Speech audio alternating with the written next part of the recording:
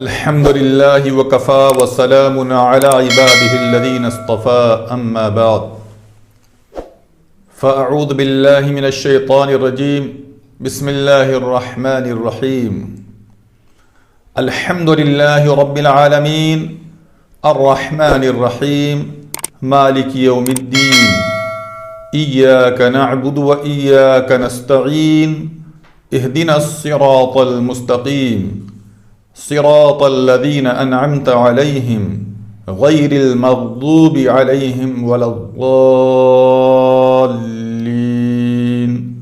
آمین صدق اللہ العظیم۔ حضرات سامعین کرام، اس سے پہلے یہ بتایا گیا تھا کہ وحی کی حقیقت کیا ہے، آپ صلی اللہ علیہ وسلم پر وحی کس طرح سے آتی تھی اور وحی کا سلسلہ کب سے شروع ہوا تھا، یہ تمام باتیں آپ کے علم میں آ گئی ہیں۔ اب میں سورہ فاتحہ کی تفسیر شروع کرنے جا رہا ہوں۔ سورہ فاتحہ سے پہلے یا قرآن کی تلاوت سے پہلے اعوذ باللہ من الشیطان الرجیم اور اس کے بعد بسم اللہ الرحمن الرحیم پڑھی جاتی ہے۔ تو بسم اللہ الرحمن الرحیم کے بارے میں کچھ عرض کر رہا ہوں، آپ بغور سماعت فرمائیں۔ سب سے پہلے اس کا ترجمہ بیان کیے دیتا ہوں۔ بسم اللہ الرحمن الرحیم، شروع کرتا ہوں اللہ کے نام سے جو بڑے مہربان نہایت رحم والے ہیں۔ یہ لفظی ترجمہ ہے۔ یہ بات میں بتا دینا چاہتا ہوں کہ قرآن پڑھنے سے پہلے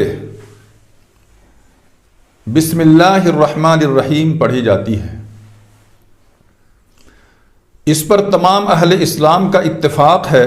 بسم اللہ الرحمن الرحیم قرآن میں سورہ نمل کا جزو ہے، اور اس پر بھی اتفاق ہے کہ سوائے سورہ توبہ کے ہر سورت کے شروع میں بسم اللہ لکھی جاتی ہے۔ یہاں یہ بات کہی گئی کہ قرآن کے اندر ایک سورہ ہے، سورہ نمل۔ سورہ نمل میں پوری کی پوری بسم اللہ الرحمن الرحیم کی ایک آیت ہے، لیکن پورے قرآن میں سورت کے بیچ میں کوئی بسم اللہ نہیں ہے۔ سورت کے بیچ میں یہ صرف اور صرف سورہ نمل میں ہے بسم اللہ الرحمن الرحیم۔ لیکن آپ حضرات نے دیکھا ہوگا اور روزانہ آپ دیکھتے ہیں قرآن کھول کر کے کہ سورہ فاتحہ سے پہلے بھی بسم اللہ الرحمن الرحیم لکھی ہوئی ہے۔ سورہ فاتحہ کے بعد جب آپ الف لام میم ذالک الکتاب لا ریب فیہ یعنی سورہ بقرہ شروع کرتے ہیں تو اس سے پہلے بھی بسم اللہ لکھی ہوئی ہے۔ سورہ بقرہ جب ختم ہوتی ہے اور دوسری سورت شروع ہوتی ہے تو اس سے پہلے بھی بسم اللہ الرحمن الرحیم لکھی ہوتی ہے۔ غرض یہ ہے کہ جتنی بھی سورتیں ہیں، ایک سورہ توبہ کے شروع میں بسم اللہ الرحمن الرحیم لکھی ہوئی نہیں ہے، باقی جتنی بھی سورتیں ہیں سب میں بسم اللہ الرحمن الرحیم شروع میں لکھی ہوئی ہے۔ تو یہ جو بسم اللہ الرحمن الرحیم لکھی ہوئی ہے، یہ کیا سورت کا جزو ہے؟ یعنی یہ کہ مان لیجئے کہ الم تر کیف فعل ربک باصحاب الفیل سے پہلے بسم اللہ الرحمن الرحیم لکھی ہوئی ہے، تو کیا سورہ فیل کا یہ جزو ہے بسم اللہ الرحمن الرحیم؟ نہیں، سورہ فیل کا یہ جزو نہیں ہے، بلکہ دو سورتوں میں فصل کرنے کے لیے بیچ میں بسم اللہ الرحمن الرحیم لکھی جاتی ہے، وہ سورت کا جزو نہیں ہے۔ ایک سورہ ہے سورہ توبہ،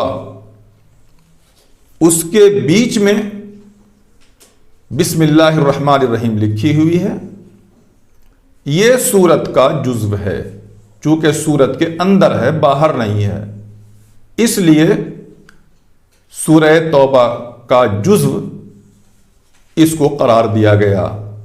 باقی جتنی بھی سورتیں ہیں ان دونوں کے بیچ میں جو بسم اللہ الرحمن الرحیم لکھی ہوئی ہے یہ سورت کا جزو نہیں ہے۔ اس پر تمام اہل اسلام کا اتفاق ہے کہ بسم اللہ الرحمن الرحیم قرآن میں سورہ نمل کا جزو ہے، اور اس پر بھی اتفاق ہے کہ سوائے سورہ توبہ کے ہر سورت کے شروع میں بسم اللہ لکھی جاتی ہے۔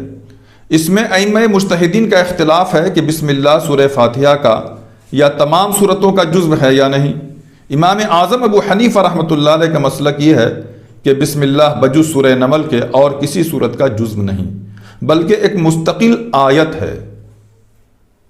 یہ بات بھی جاننے کی ہے کہ بسم اللہ الرحمن الرحیم یہ بھی قرآن کی ایک مستقل آیت ہے جس کا نزول ہوا ہے، بھلے سورت کا جزو نہ ہو لیکن قرآن کی ایک مستقل آیت ہے بسم اللہ الرحمن الرحیم۔ امام ابو حنیفہ رحمۃ اللہ علیہ کا مسلک یہ ہے کہ بسم اللہ بجز سورہ نمل کے اور کسی سورت کا جزو نہیں، بلکہ ایک مستقل آیت ہے جو ہر سورت کے شروع میں دو سورتوں کے درمیان فصل اور امتیاز ظاہر کرنے کے لیے نازل ہوئی۔ اب بسم اللہ کی اہمیت کو بتاتے ہیں۔ بسم اللہ کا مقام کیا ہے، بسم اللہ کا مرتبہ کیا ہے، بسم اللہ کی اہمیت کیا ہے۔ تلاوت قرآن ہر مہم کام کو بسم اللہ سے شروع کرنے کا حکم۔ اہل جاہلیت کی عادت تھی کہ اپنے کاموں کو بتوں کے نام سے شروع کیا کرتے تھے، یعنی جس دور میں قرآن کا نزول ہوا اس سے پہلے زمانہ جاہلیت کا تھا۔ لوگ کسی کام کو شروع کرتے تو بتوں کے نام سے کرتے۔ مان لیجئے کہ لات، عزا یہ بتوں کے نام تھے، اور اس طرح سے بہت سارے بت تھے۔ جیسا کہ ہر مسلمان جانتا ہے کہ خانہ کعبہ میں بھی 360 بت رکھے ہوئے تھے، بتوں کی پوجا ہوتی تھی، اور اس کے نام سے کسی کام کو لوگ شروع کیا کرتے تھے۔ جب اسلام آیا تو اللہ تبارک و تعالی نے بسم اللہ الرحمن الرحیم سے کسی بھی کام کو شروع کرنے کا حکم دے دیا۔ اہل جاہلیت کی عادت تھی کہ اپنے کاموں کو بتوں کے نام سے شروع کیا کرتے تھے۔ اس رسم جاہلیت کو مٹانے کے لیے قرآن کی سب سے پہلی آیت جو جبرائیل امین لے کر آئے، اس میں قرآن کو اللہ کے نام سے شروع کرنے کا حکم دیا گیا، اقرأ بسم ربک۔ اللہ تبارک و تعالیٰ کا نام آنا چاہیے۔ علامہ سیوطی رحمۃ اللہ علیہ نے فرمایا کہ قرآن کے سوا دوسری تمام آسمانی کتابیں بھی بسم اللہ سے شروع کی گئی ہیں، اور بعض علماء نے فرمایا ہے کہ بسم اللہ الرحمن الرحیم قرآن اور امت محمدیہ کی خصوصیات میں سے ہیں۔ بسم اللہ الرحمن الرحیم یہ صرف اور صرف حضور علیہ الصلاۃ والسلام کو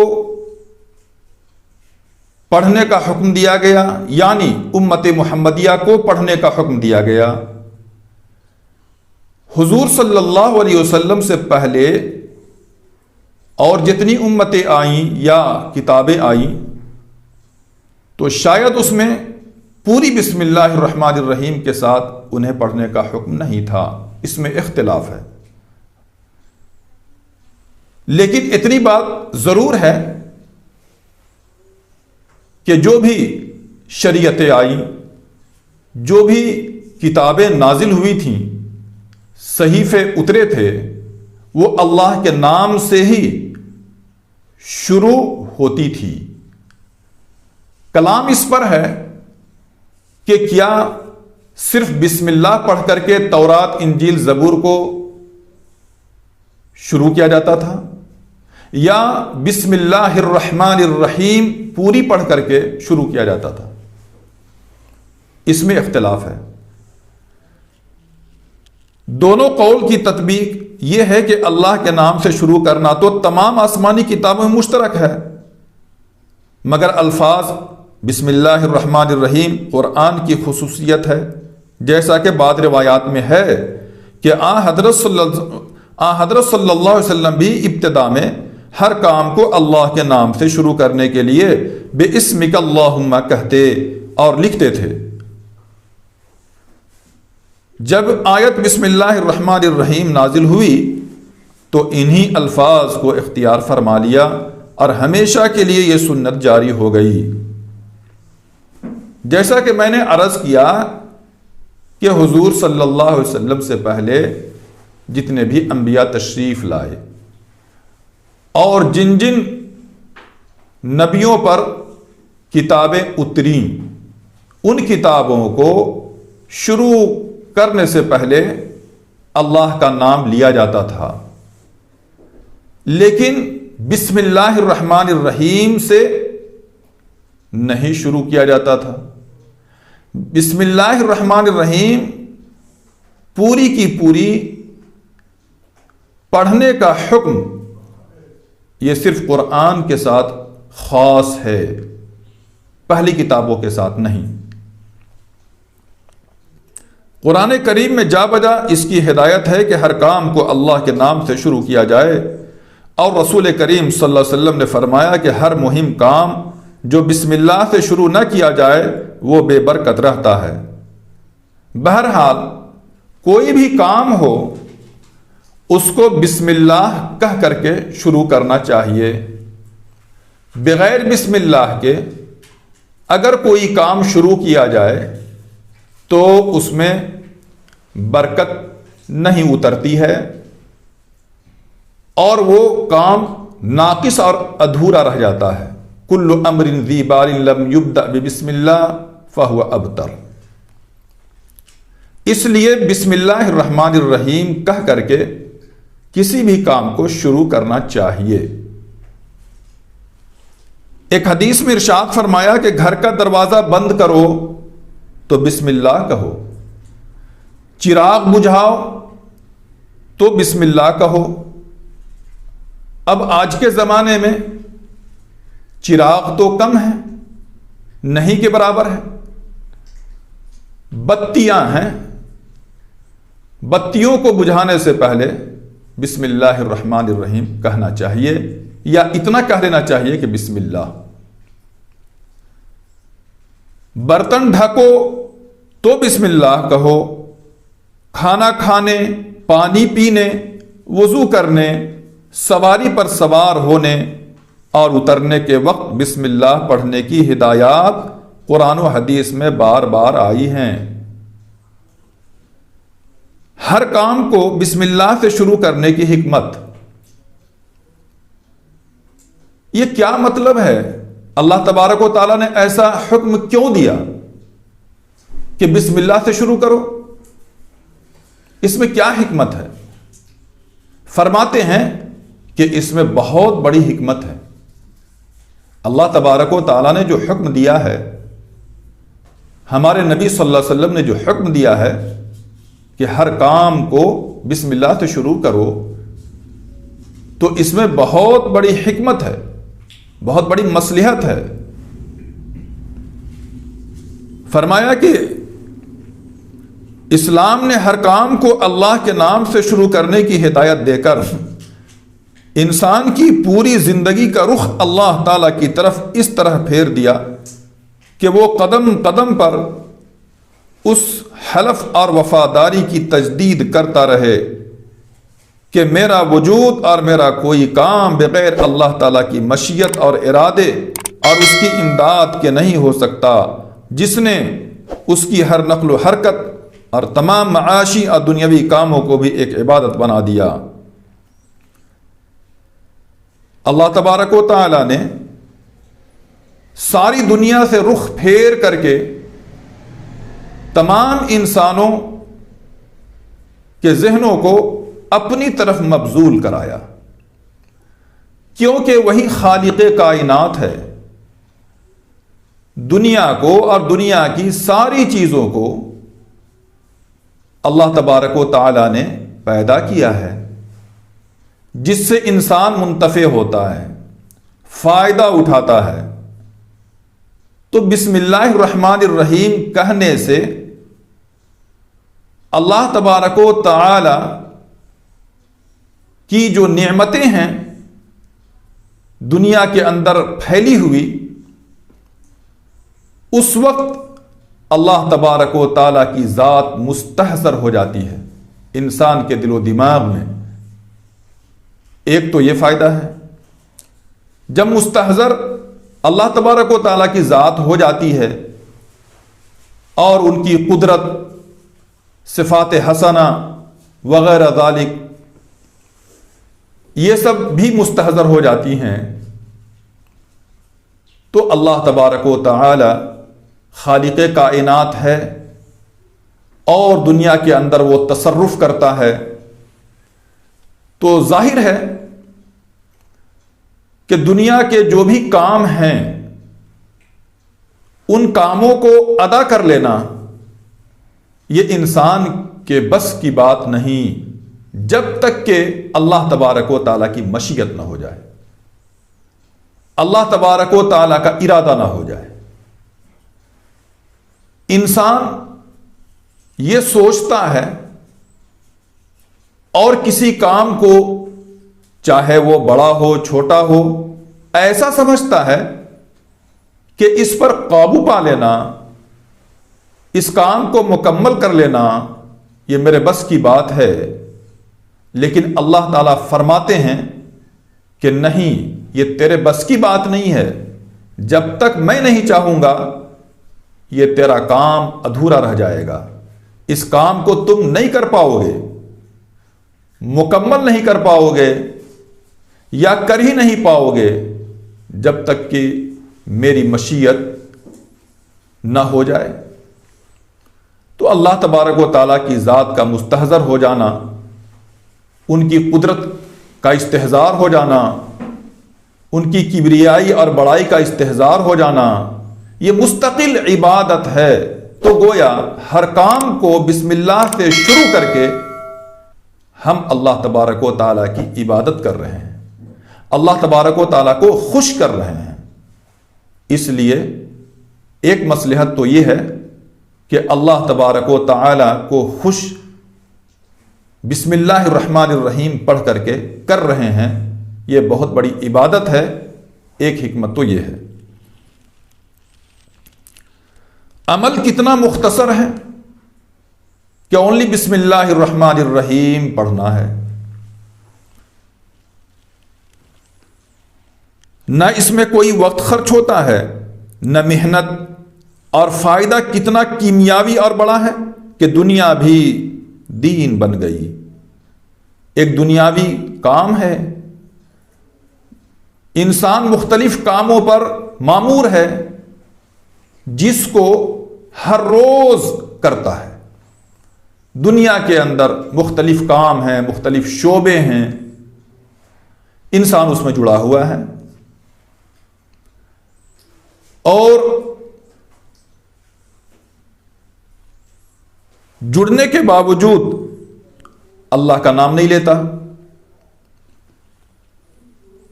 لینا چاہیے، کیوں؟ اس لیے کہ اللہ تبارک و تعالیٰ نے اس کو اتنا آسان کر دیا ہے،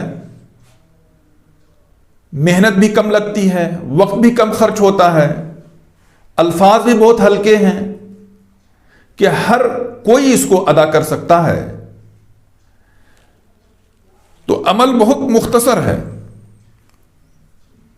لیکن دنیاوی کام کو بھی کوئی شخص دین بنا سکتا ہے، اس کو دنیا کے کاموں کو دین بنا سکتا ہے۔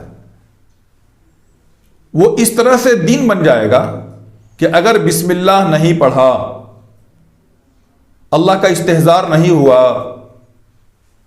ان کی قدرت کا استحضار نہیں ہوا، تو دنیا کا کام تو کر رہا ہے، لیکن اس دنیا کے کام میں کامیابی کا مل جانا، مکمل کامیابی کا مل جانا یا اس کو ادا کر لینا اس کے قبضے میں نہیں ہے۔ لیکن کیا ہے، وہ دین بن جاتا ہے۔ بسم اللہ الرحمن الرحیم جہاں پڑھے وہ کام، وہ دنیا کا کام دین بن گیا۔ نہیں پڑھا، دین نہیں بنا۔ بسم اللہ الرحمن الرحیم کر کے شروع کیا، دین بن گیا۔ یہ فائدہ ہے۔ اور ایک کافر بھی کھاتا پیتا ہے اور ایک مسلمان بھی، مگر مسلمان اپنے لقمے سے پہلے بسم اللہ کہہ کر یہ اقرار کرتا ہے کہ یہ لقمہ زمین سے پیدا ہونے سے لے کر پک کر تیار ہونے تک آسمان و زمین اور سیاروں اور ہوا اور فضائی مخلوقات کی طاقتیں، پھر لاکھوں انسانوں کی محنت صرف ہو کر تیار ہوا ہے، اور اس کا حاصل کرنا میرے بس میں نہ تھا۔ اللہ ہی کی ذات ہے جس نے ان تمام مراحل سے گزار کر یہ لقمہ یا گھونٹ مجھے عطا فرمایا ہے۔ ایک مومن، ایک مسلمان جب بسم اللہ کہہ کر کے کھاتا ہے پیتا ہے، اور کافر بھی کھاتا اور پیتا ہے، لیکن مسلمان بسم اللہ کہہ کر کے اس بات کا اقرار کرتا ہے، اور بہت سوچنے کی بات ہے، بہت سمجھنے کی بات ہے، اور عام لوگ اس طرف کوئی توجہ نہیں دے پاتے ہیں، نہیں سمجھ پاتے ہیں کہ ایک دانہ یا ایک لقمہ جو اس کے منہ میں گیا ہے ایسے ہی نہیں چلا گیا۔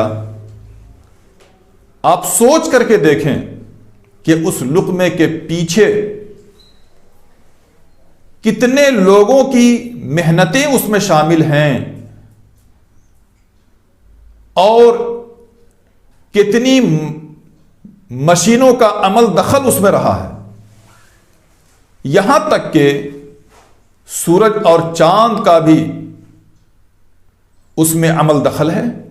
مان لیجئے کہ ہر انسان بہتر سے بہتر کپڑا پہنتا ہے،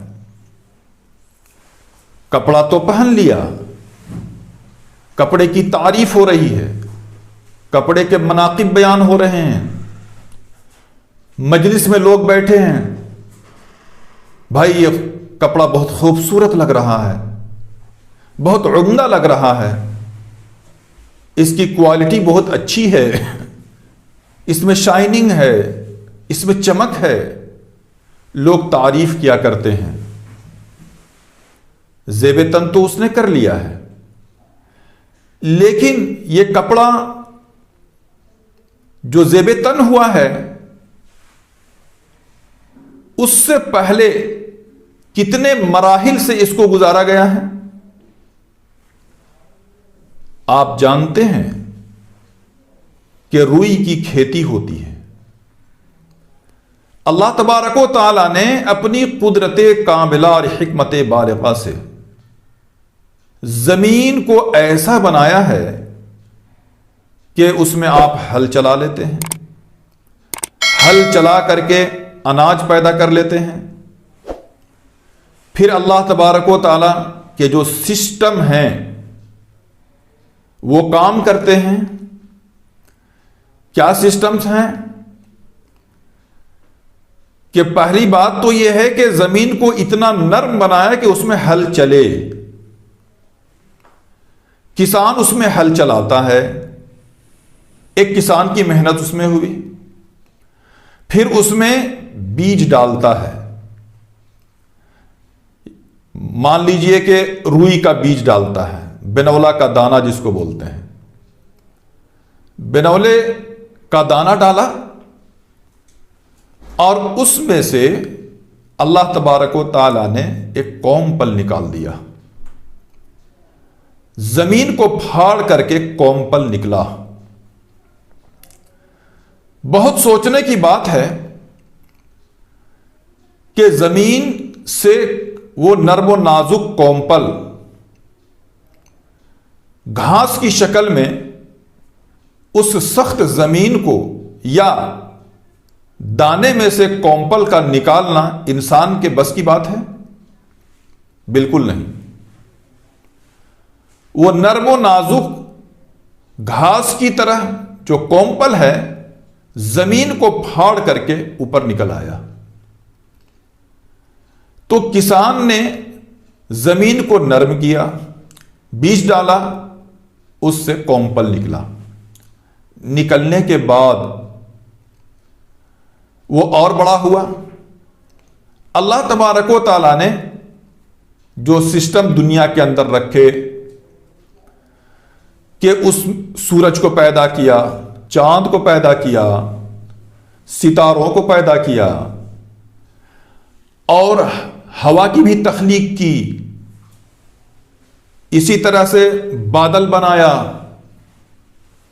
پھر بادلوں سے پانی کو اتارا، ان تمام چیزوں کو قرآن میں بیان کیا گیا ہے۔ کومپل جو نکلا اس سے جو درخت بنا، تو درخت بن گیا، اللہ تبارک و تعالی نے بنایا، اس میں عمل دخل سورج کا بھی ہے، چاند کا بھی ہے، ستاروں کا بھی ہے اور ہواؤں کا بھی ہے، موسموں کا بھی ہے، پانی کا بھی ہے۔ تو ایک تو یہ کہ ایک انسان نے ہل چلایا ہے، اس کی محنت الگ ہے، وہ درخت بن گیا، درختوں میں سے پھر اللہ تبارک و تعالیٰ کا کام ہے پھول نکالنا، پھر پھل نکالنا۔ تو بنولا کا دانہ پھل میں آ گیا، پھر اس میں روئی کا بنانا، سمبل کا درخت آپ لوگوں نے دیکھا ہوگا، اس میں سے روئی نکلتی ہے، وہ روئی کس نے پیدا کی؟ اللہ تبارک و تعالیٰ نے پیدا کی۔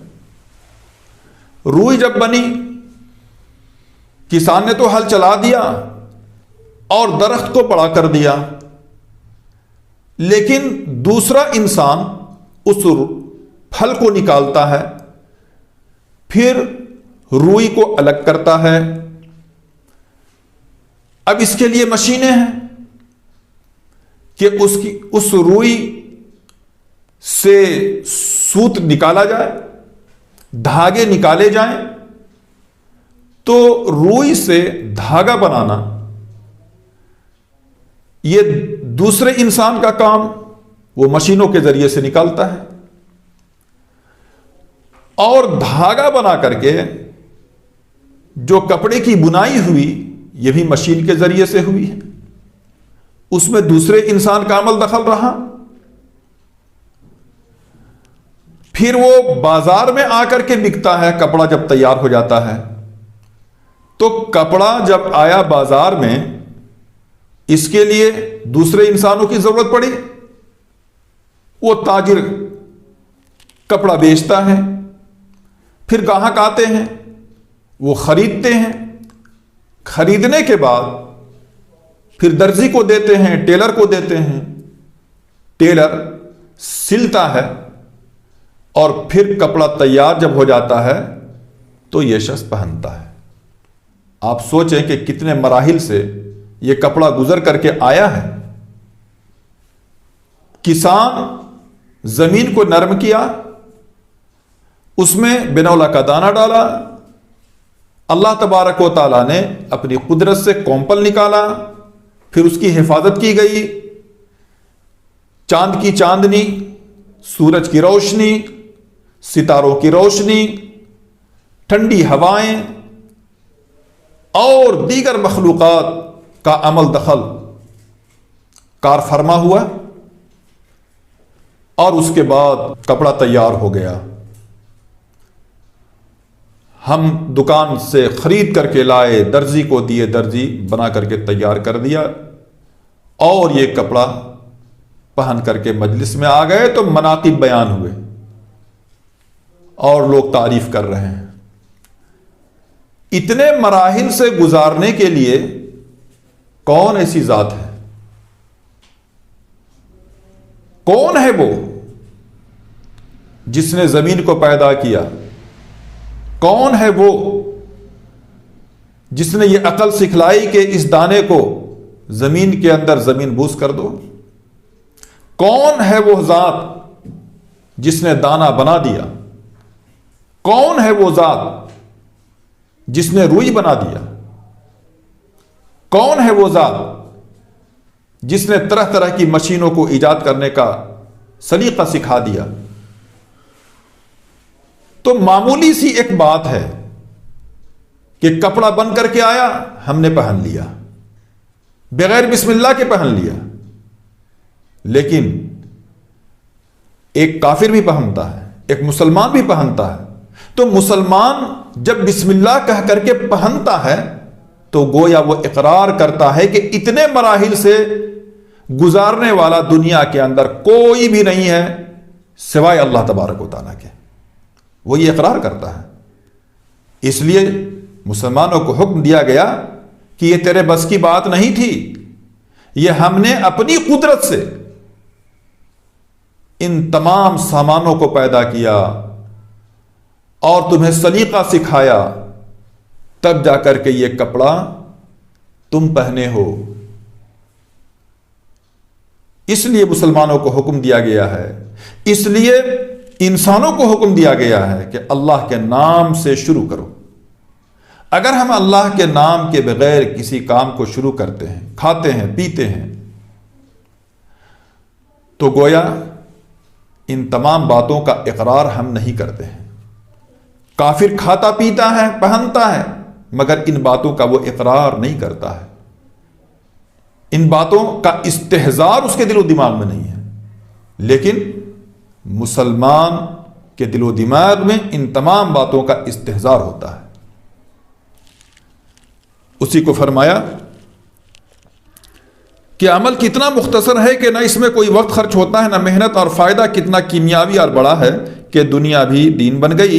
ایک کافر بھی کھاتا پیتا ہے اور ایک مسلمان بھی، مگر مسلمان اپنے لقمے سے پہلے بسم اللہ کہہ کر یہ اقرار کرتا ہے کہ یہ لقمہ زمین سے پیدا ہونے سے لے کر پک کر تیار ہونے تک آسمان و زمین اور سیاروں اور ہوا اور فضائی مخلوقات کی طاقتیں، پھر لاکھوں انسانوں کی محنت صرف ہو کر تیار ہوا، اس کا حاصل کرنا میرے بس میں نہ تھا، اللہ ہی کی ذات ہے جس نے ان تمام مراحل سے گزار کر یہ لقمہ یا گھونٹ مجھے عطا فرمایا ہے۔ مومن و کافر دونوں سوتے جاگتے بھی ہیں، چلتے پھرتے بھی ہیں، مگر ہر مومن سونے سے پہلے اور بیدار ہونے کے وقت اللہ کا نام لے کر اللہ کے ساتھ اسی طرح اپنے رابطے کی تجدید کرتا ہے، جس سے یہ تمام دنیاوی اور معاشی ضرورتیں ذکر خدا بن کر عبادت میں لکھی جاتی ہیں۔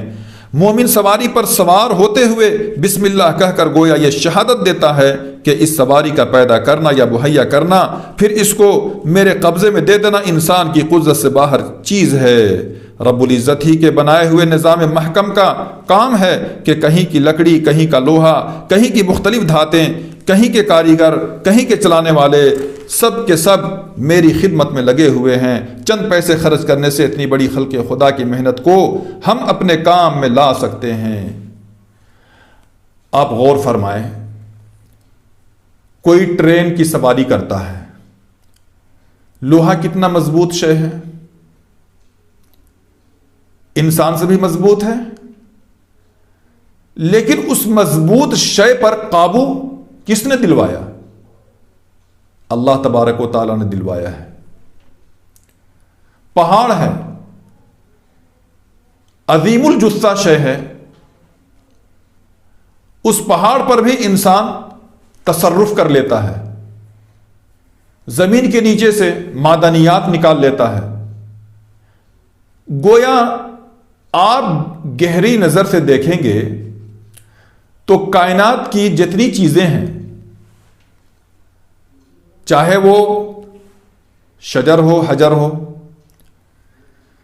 یا سمندر ہو، اور چیزیں ہوں، تمام پر انسان قبضہ جمائے ہوا ہے. تمام چیزوں کو اپنے کام میں لے آتا ہے. انسان کی طاقت کے سامنے ساری چیزیں ہیچ ہیں.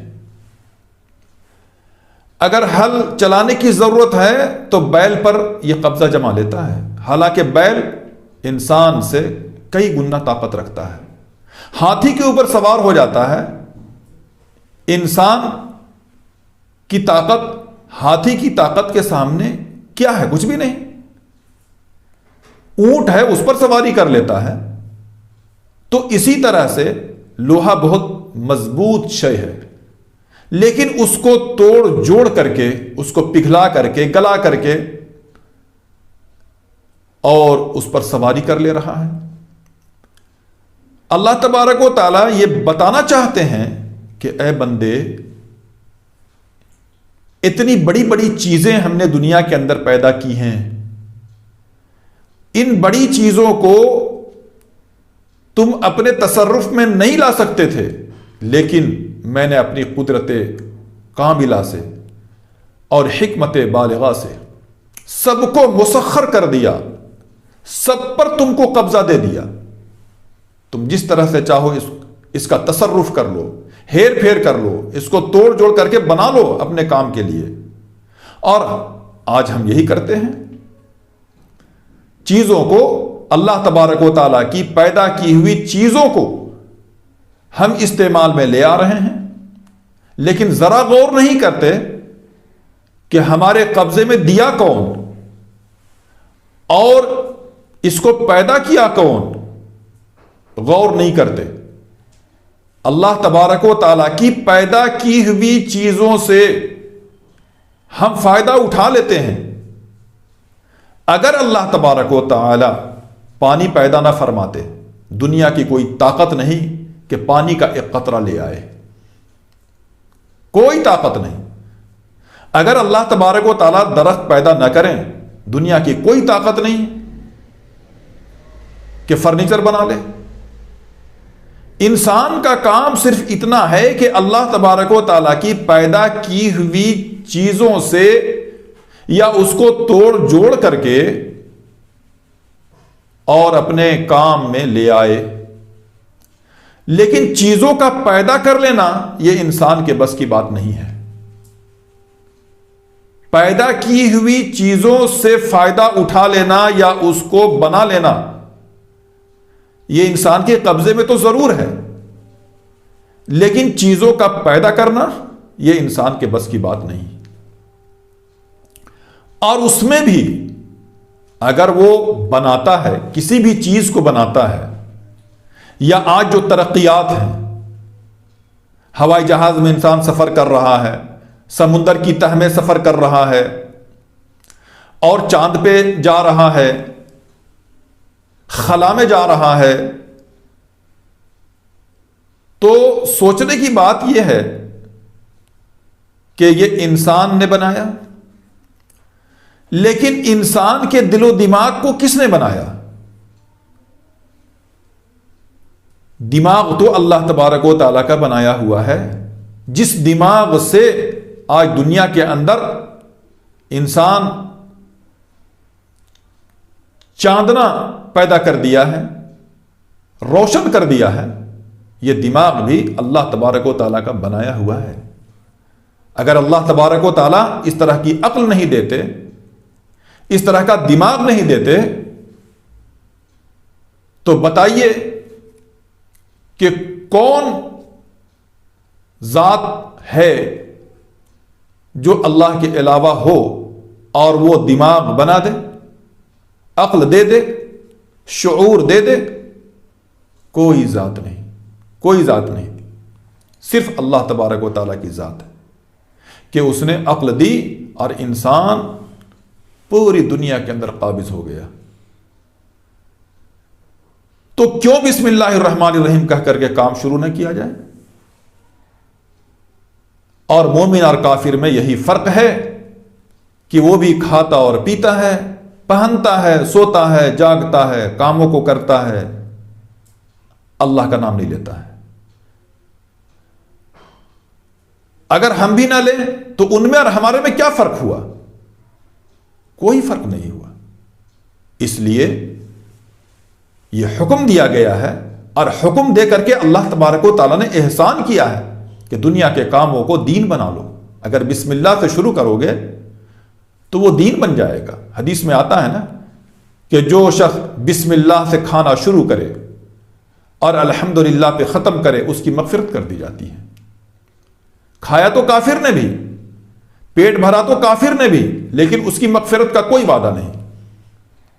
اور ایمان تو شرط ہے اس کے لیے،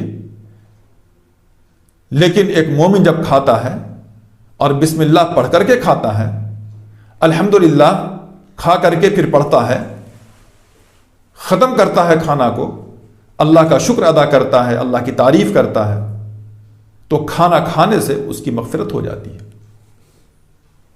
اس لیے بسم اللہ پڑھنے کا حکم دیا گیا۔ یہ اللہ تبارک و تعالیٰ کا احسان ہے کہ اس نے عبادت کا طریقہ ہم کو اور آپ کو سکھلا دیا ہے۔ یہ بسم اللہ کا مرتبہ ہے، بسم اللہ کا مقام ہے کہ ہر محتم بالشام کام کو اللہ کے نام سے شروع کیا جائے۔ یہ بسم اللہ کے بارے میں کچھ باتیں آ گئی آپ حضرات کے سامنے۔ اللہ تبارک و تعالی ہم کو اور آپ کو عمل کرنے کی توفیق عطا فرمائے کہ ہر کام کو بسم اللہ سے ہم شروع کریں، اور اللہ تبارک و تعالی اس پر اجر ہمیں عطا فرمائے۔ آمین ثم آمین۔